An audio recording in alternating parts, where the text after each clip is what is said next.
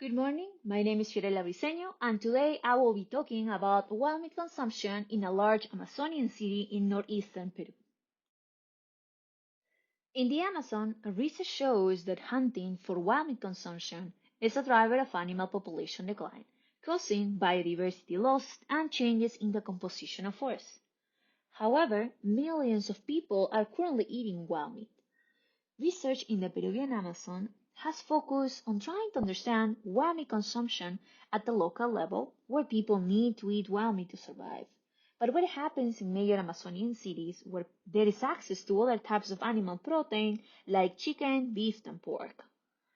With an increase in urbanization, population numbers, and migration of people from rural to urban areas, it is imperative to know what is happening with wild meat consumption in major Amazonian cities, so that we can create effective conservation actions to ensure the economic stability and food security of local people while conserving wild species. This study focuses on two research questions. First, on magnitude, how much wild meat are people eating? Then, on preference, which are the most targeted species for wild meat consumption? This study focuses on the city of Iquitos, located in the department of Loreto in northeastern Peru. Now, Iquitos is the largest urban center in the Peruvian Amazon, and it has a large population of almost 50% of the entire population of the department and 80% of all the urban and suburban population in the department. Food in Iquitos is relatively expensive compared to the rest of the country because a significant amount needs to be imported from other regions by boat or air transport into the city. Now, people have access to domestic animal meat, wild meat, and fish to satisfy their need for animal protein. Fieldwork was conducted from May to August in 2019, and all sampling protocols were approved by the IRB at George Mason University. The entire city of Iquitos was divided into 1 kilometer grid squares, and later more grid squares were added using Google satellite images to include more recently established suburban towns. Houses were randomly selected inside those grid squares by navigating outwards from the center of the grid square, locating the nearest road to the center of the square, and soliciting the first interviews with the nearest available household. Heads of households were asked specific questions about their consumption of wild meat for the past 7 days, and for each record of wild meat consumption, data on a species name, quantity, price paid, source of purchase, frequency of consumption, type of meat preparation, whether the meat was fresh salted, or smoked was obtained. Now, for this study, we only record mammal species. In the end, I sampled 64 squares, obtaining between 5 to 30 interviews per square. And to avoid oversampling less populated squares, more number of interviews were conducted in highly populated squares. Now, most of these interviews were conducted during weekdays from 8 to 6 p.m., but some were done over weekends. Interviews lasted between 30 to 40 minutes, and a total of 1,548 households were interviewed for this study. In the map in the middle, you can see every red dot signifies a household interview. And on the right, the photos are a sample of what the households look like from the outside. Now, this study obtained data on wild meat consumption for almost 8,000 people, and 30% of them ate wild meat within the past 7 days. A total of 9 mammal species were identified by my interviewees as eaten in the past 7 days. Here's the list of all of them. And here you can see the photo of the most important ones, with this being the lowland paca, this being the cooler peccary, this being the 9-banded armadillo, and this the white-lipped peccary.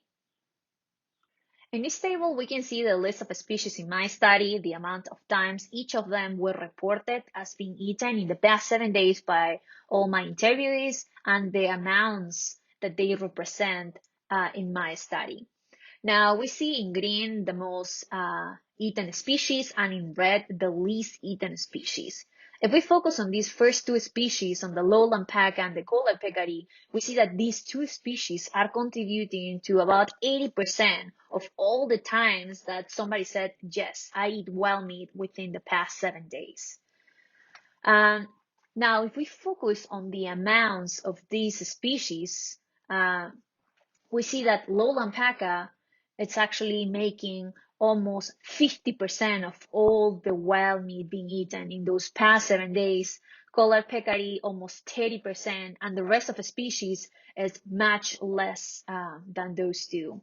Now, the species that represented the least amount of wild meat in this study were the white-lipped peccary, the tapir, and the agouti. Now, it's important to mention that these values on the meat eaten in the past 7 days were used to estimate the yearly consumption for my sample population and the yearly consumption for the Iquitos population. This table shows the estimates using my values on the meat eaten in the past 7 days to estimate the consumption for the entire Iquitos population, for those almost 420,000 people, and how much of these species the entire population will eat in kilograms and in metric tons. Now we can see that in the case of lowland paca, this is a species that represents the most amount of kilos or metric tons being eaten in my study. The second species is the collared peccary, with almost half of all the amount or all the kilos being eaten by the lowland paca. And the third species is no longer the brock deer, it's the woolly monkey, with almost 97 metric tons of its meat being eaten per year. What we're seeing in this chart is a comparison between three different studies. Studies published in 1991 that collected data in 1986, which is study number 1, shown in the green bars. Study number 2, which is published in 2000 and collected data in 1996, represented in the blue bars. And my study that collected data in 2019 represented in red bars. Okay, some more information on each of those studies are given in the boxes on the left. You can find information on the population at a time, area sample, and the wild meat consumed per year per person and per the entire population. In the x-axis of this chart, we're seeing all the species included in their study, in my study, and we can see that there is a change in trend in the consumption of each of those species between all the different studies. Starting by collared peccary, we see that their consumption has decreased, starting with 49% to now almost 30%. We see that there's the opposite change, or the opposite thing happened with lowland paca, in which now lowland paca makes almost 50% of all the amount of wild meat being eaten in this study, while before it represented 19% and 9.5%. It's like a big change with this species. For the wild-lipped peccary, our third species, we see that its consumption has decreased by a lot. It started with 14% in 1986. It turned to be in 1996 to 42%, and now it's 1.2%. Some other species don't show too much of a change in the case of brock deer and capybara and agouti, but some species do. In the case of the woolly monkey, we see that this species in the previous studies made only 0.8 or 0.7 of all the wild meat being eaten in their studies, but now it's way more than that. And in the case of the lowland tapir, its consumption has decreased by a lot. Now, species like lowland paca, which is a rodent, they have a fast reproduction rate, so they are not that susceptible to overhunting. But species like the tapir and the woolly monkey that play key ecological roles maintaining the forest composition, they don't have a fast reproductive rate. So increasing their consumption, like in the case of a woolly monkey, can have serious conservation implications.